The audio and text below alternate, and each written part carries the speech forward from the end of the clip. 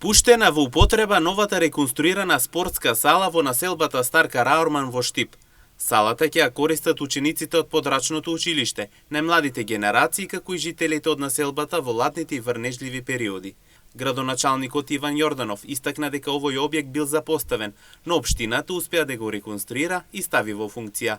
Додатно изјави дека проектот е финансиран од општествено одговорни компании, со цел младите добијат соодветни услови. Се наоѓаме во населба Караорман. Задоволство ми е што после известно време, откако одлучивме да овој објект во самата населба биде преадаптиран во една мини спортска сала која што ќе користи на жителите, на најмладите генерации, но и учениците од подрачното училиште во населбата Караорман.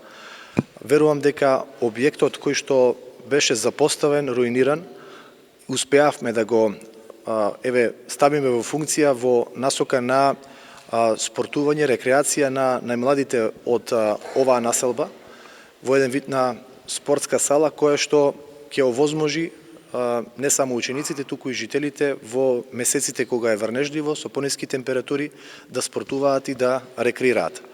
Заедно со советниците сме овде за да официјално ја ставиме во употреба.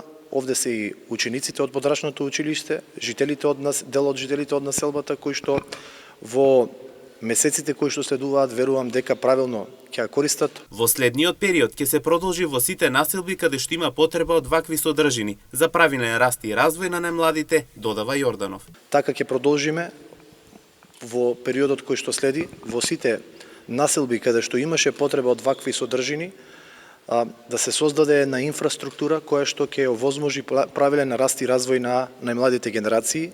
Морам да потенцирам дека сето ова кое што го создадовме, го преадаптиравме овој објект, е финансирано од општествено одговорни компании кои што се одзваа на повикот на општината и веќе овде може да се одвива настава по физичко воспитување, но и секако жителите да ја користат за спорт и рекреација. Со ваквата реализација, младите не само што ќе имаат соодветно место за спортување и рекреирање, туку ќе имаат и соодветни услови во потешките временски услови, кога температурите опаѓаат. И во следниот период ќе се продолжи во останатите населби со ваквата реализација со цел младите бидат целосно опремени.